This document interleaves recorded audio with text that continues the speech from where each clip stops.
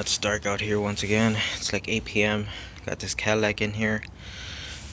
It came in for rear sway bar links. As you can see, I got that knocked out. Then I noticed that the brake pads are super low. The wear indicator's already making noise on it. It was starting to touch the rotor. So I contacted the owner and he was like, hey, I got the brake pads for the car. You want to go ahead and just slap them on while you got the car? So I was like, sure, yeah. So I get everything ready. He drops off the pads and he got 2 boxes. I'm like, whoa, what's going on here? He was like, yeah, I want the brake pads done all the way around. I'm like, damn it, I'm trying to get out the garage. Thought I was going to be done, but not. A little bit more work. Once I'm done with these rear brake pads, go knock out the front ones and it should be all set. It's such a nice day today. What a relief. But I have a Oldsmobile Alero here. We have another one. The noise just started yesterday. Got this Cadillac CTS in the garage. As you can see, it is on jack stands. Got the rear end on ramps, so it's completely lifted off the ground. John, what did you get yourself into? Alright, so what's going on with this car? Basically, you drive and right underneath the armrest, it sounds like someone's hitting the bottom of the floor with a freaking sledgehammer. So I knew what that was already. It's going to be the center support bearing for the drive shaft. So I've already started. As you can see, I started to drop the exhaust and already had 1 casualty, so I'm not happy about that. So now I got to figure out what to do about this, how to get it out and replace the stud. Haven't dropped the exhaust completely yet, as you can see, but got the heat shield down. And if you get up inside of here, here was the main problem. See that?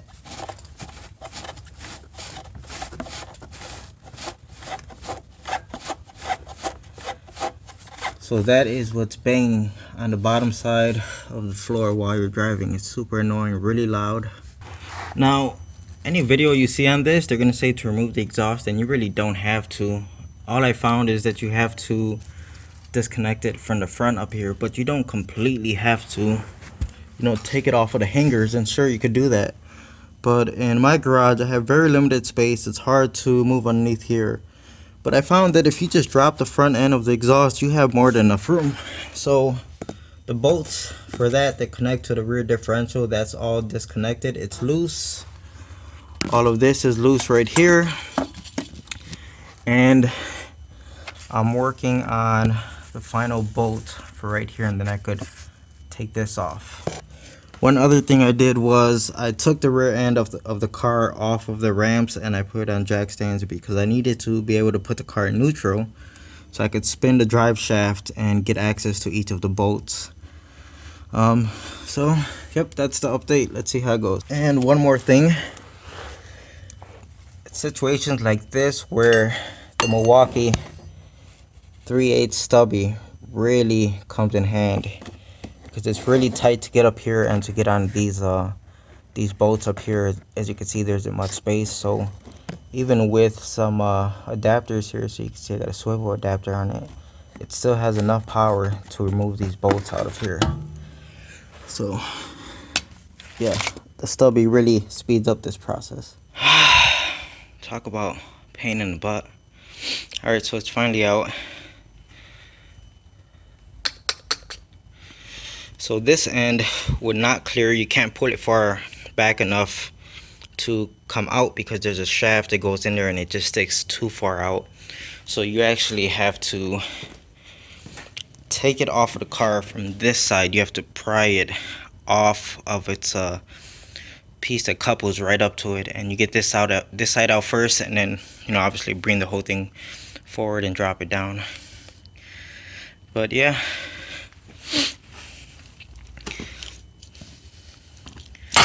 biggest issue we have here is we don't have the part yet, and it's looking like this bearing isn't exactly straightforward because most of the ones you find online are for rear-wheel drive only, not all-wheel drive. So I don't know, we're gonna have to do some digging around to see if we can find a correct bearing. At the end of the day, it's looking like it's just gonna get a dormant bearing. I know I don't want to put a dormant. I even talked to an owner and I highly suggested not to put a dormant on here. But I got the classic, oh, I'm only keeping it for another year.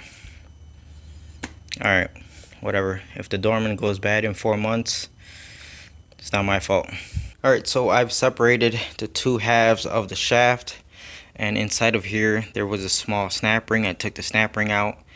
And it looks like it's just kind of pressed in on some splines. Now I tried hammering on it to get it. I figured it should just pop right out, but no, that was not the case. I ended up having to bring it over to the press, as you can see, and I've already pressed it through. So this right here should come off, and yes, it's free. The only thing holding it on is this piece of rubber right here, so I'm gonna have to get this off. I can't do it with one hand. All right, so it's pretty much all taken apart. Here goes the actual bearing. Now I was not sure if I had to grab from right here where it's like black rubber, or if I had to grab from this collar. Let's pull it up a little bit. See the collar right there? So I decided to just kind of pinch onto this piece at first. You can see how it deformed in order to grab it. But there goes the bearing right there. Now as far as this piece, I'm not sure if that has to come off. I guess I'll wait until I get the new part. I think that stays on there though. But yeah, once I get the new part, then I'll see if that needs to come off or not. So that's pretty much it for tonight. I have all of it taken apart. I have to try to slide this off of here. That's about it. And there's nothing more I can do until I get the new part. Alright, so it's like 2 days later and we finally got the part in. All I did was transfer over these little spacers. I don't know, man, this looks super flimsy, and I'm not blaming dormant or anything, but even the original one, they come like this from factory. Like, who designed this expecting, you know, this little flimsy rubber to hold all of the, I don't know, whatever, I'm no engineer. But the new part pressed on pretty easy, no problems with it at all. The only thing I noticed is the dust shield for the new part was not going to fit. I think this is for rear wheel drive only, whereas the dust shield that came on the car is obviously for the all-wheel drive. So you're just going to have to reuse the old one. And you don't want to press it under too tight, because if you press it too far down, it pretty much clamps onto the rubber and you're going to end up destroying your new part. So there has to be a small air gap between the bearing and the dust shield, to the point where you see it moves freely like that. So it's not really making contact. There's a very small gap. So at this point, just a matter of putting everything back together. Well, I'm all done with this Cadillac, taking it out for a test drive, as you can see. And of course, all the noise is gone. It was really only there under hard acceleration, so let's give it a go.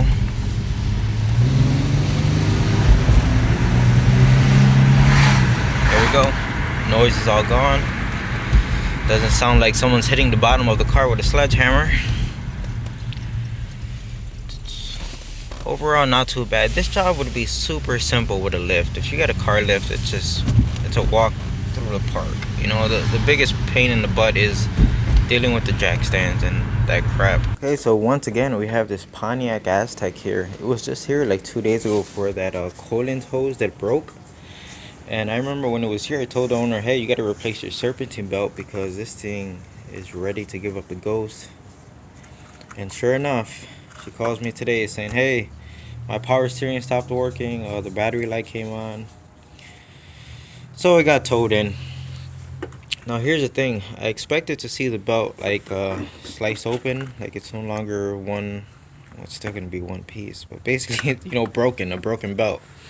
But it wasn't, and it was, in fact, it was still routed on all of the pulleys how it should be. But I was able to grab the belt and just slide it off of the pulley and get it out this far. So the belt's not broken, so I should not be able to slide it off of the pulleys like that. That tells me that the tensioner is no longer working.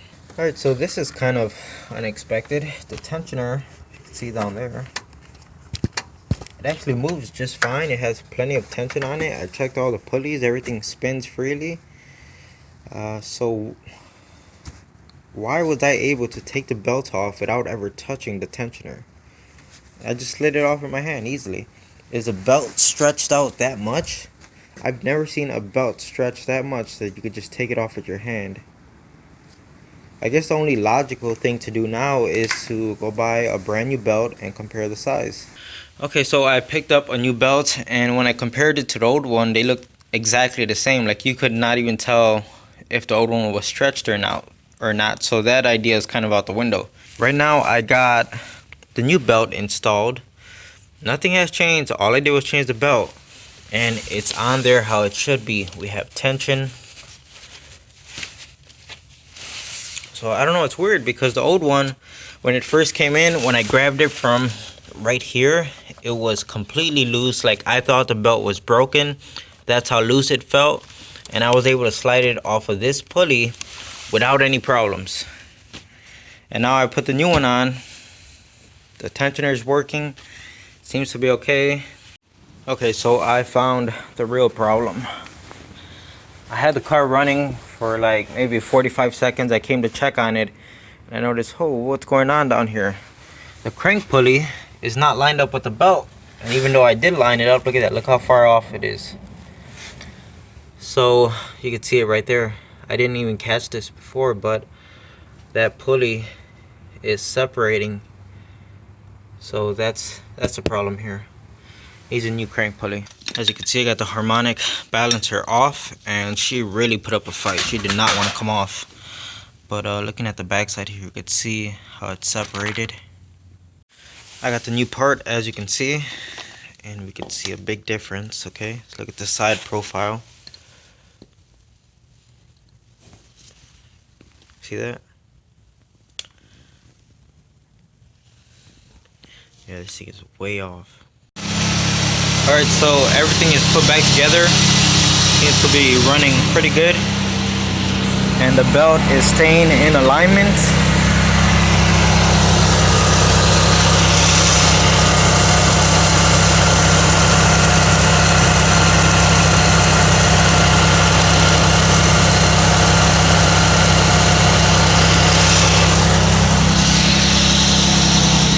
Alright, so I'm pretty happy with it. Just gonna go ahead and finish putting everything back together. Alright, so next car up is a Chevy Cruze. It was overheating, then it shut off on the owner, and you can see it has a proper douching of coolant everywhere. So next step is to find out what's leaking. I don't know what this is. I'm trying to get it out of here. It looks like a bone.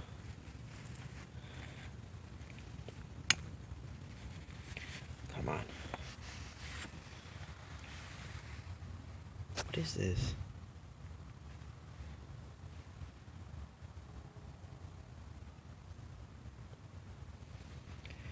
Super weird. Yeah, this looks like a bone. Someone been eating pork chops underneath this hood? What's going on here? Clearly rodents. Alright, I poured some water into the reservoir, and we have a winner. It's actually coming from up here and then just working its way down. Oh, that's interesting.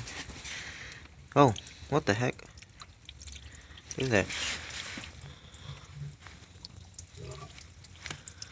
What's going on here? So it looks like this plastic housing just gave out. Like, it just snapped, because if you look inside of here, you could see the other half of it. Alright, now this car, I did the water pump on it, a few months ago. And maybe like a month after I did it, or something like that, or maybe more than a month, she was like, hey, I think my water pump is still leaking because I'm starting to see like a puddle underneath my car of antifreeze. And I told her, okay, if it's leaking, just bring it back, I'll fix it for free, right? So she never really brought it back. But then this happens. So I'm starting to wonder, is the water pump still leaking? Or did she have a hairline crack on this that was leaking over time and eventually just snapped off? Don't know. Obviously, first this has to get fixed, And then once all of this gets resolved, then we could move over back to the water pump and see if the water pump is leaking or if it's all good. And it was really, she was seeing the little puddle underneath her car because of this. The broken part is off of the car, as you can see, and this is where it snapped. Now this piece, I just broke it to get it out of the hose, but yeah, it just snapped right off of there. So I'm just gonna go ahead, run to the store and pick up a new one. I already cleaned the mating surface down there, so should be all set to go once I get the new part. Alright, so I got this Toyota Sienna that got dropped off because it needs brake lines. It's leaking brake fluid everywhere, and it's time to, you know, clean the snow off of it and move it into the garage. Look at this tape holding on the mirror, and I can't get into the driver door. Look at this. At least the owner left the passenger door open for me, but look at this. Passenger door is the same way. Look at the rear sliding door, no handle. Jesus freaking Christ, man. Get your cars fixed. I don't understand people, man. Alright, so this Sienna is truly a piece of crap. Anyway, I got the busted brake line all done. Brakes not work. I talked the owner into doing the front brake pads because they're very low, and well, we all know how that goes. If you don't change the pads, you're gonna need pads and rotors like in a few weeks.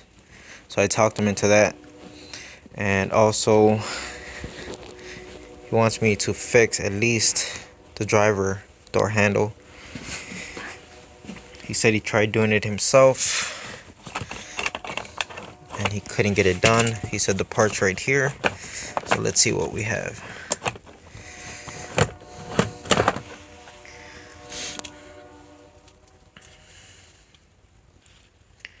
Alright, looks like an aftermarket part.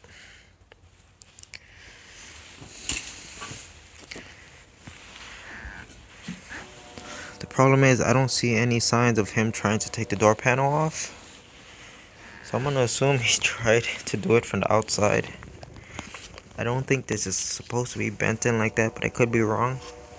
And then this thing right here, you can see how it seized and it snapped off of the old one. So I gotta try to get that off. So yeah, let's go ahead and get the front brake pads done first. I asked him about the van and he said his mom gave it to him. And I'm like, this thing is a death trap. Does she not love you? Alright, just a quick note about my flaring tool. In one of my previous videos, I mentioned how I noticed that as it started to get colder outside, I had more and more of a difficult time trying to make flares, because instead of it making a flare, it would like bend over, like it would like kink basically. So, you know, I asked if anyone knew what was going on, and I just kind of figured it out. It's just the code. I tried to do a flare for this van, and the very first one came out messed up. It kinked over, and obviously it was garbage. So what I did is I took my line inside the house and let it get up to temperature, and then I made my flare inside the house, and it came out perfect. I did 2 of them, came out perfect. So that's all it is. The tubing that I'm using to make my flares on does not like the code, which obviously makes sense. Yeah, it just amazes me, like how and why, you know what I mean? Same exact thing on that side. The switches are popped out, this is pulled off. I think someone tried to remove the door panel and did not know what they were doing, so they started prying right here and they pulled this off. Because look at the one on this side. Same exact thing. Alright, so I'm all done with the front brake pads and doing this right now. It's not too bad, it's already coming off. Just holding the back bolt with a wrench. And the vice grips is holding this piece and it's actually turning, as you can see. So just gonna go ahead and get this off. As you can see, I got the door handle installed. This has got to be the cheapest door handle I've ever seen in my life. I mean, you know how Dorman parts are pretty shitty and cheap, and they feel cheap? I would consider Dorman way better than this. And it's 100% bolted down. It feels like crap, looks like crap, and it installed like crap. The only upside to this is that it actually works. You ever heard the saying, what you pay is what you get? Ta-da! Alright, so I'm just about done buttoning this door panel up, but there's a few screws missing. So I was over here looking around. You know, there's really no armrest. Usually people would put like the screws in like the armrest or something, but nope, not in there. Oh, okay. There's a toenail. Alright, I'm done. Alright. It's about 11 p.m. It's cold in here. You can see my breath.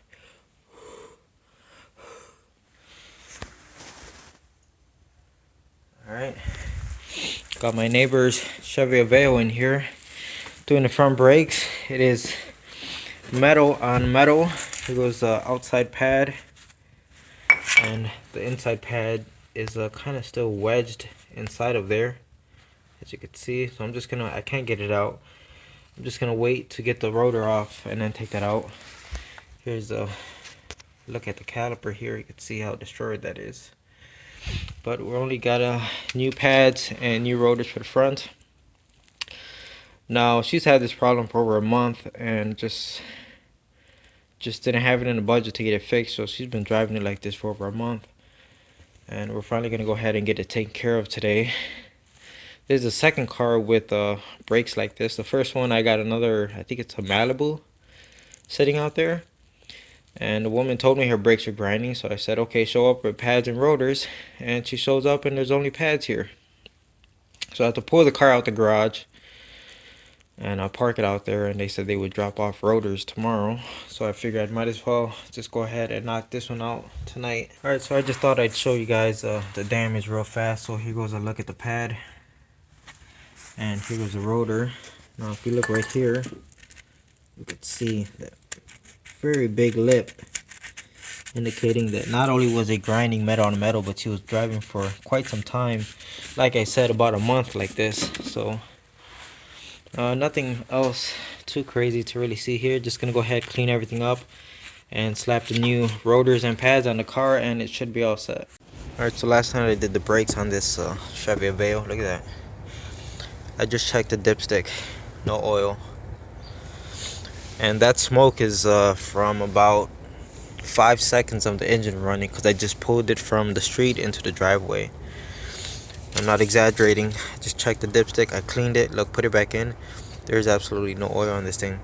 But she's always had this problem with this car. This thing is going through oil like crazy. We're not really sure where it's going just yet, but neither does she want to put the money to figure out where the oil is going. So all I could do is put some oil in it, and we actually have some new oil to put in this thing, courtesy of one of my Patreon supporters. And I'm now in this Chevy Impala. Let's listen to the brakes.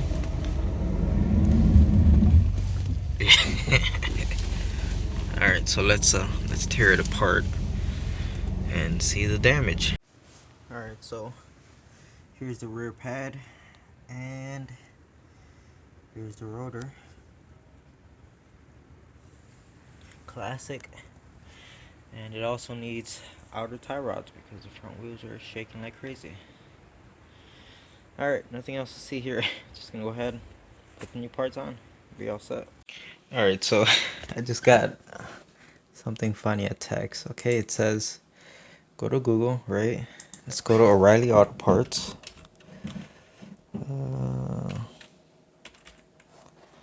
O'Reilly's Auto Parts. Oh, I spelled that wrong. Whatever. Go to their website, it said. Go to their search bar, right? Type in 121G. Search. Look at this, guys.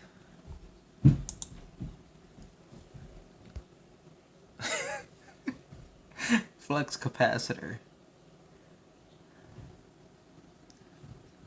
1.21 gigawatts.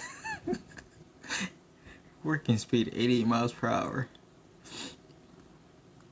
Time travel at your own risk.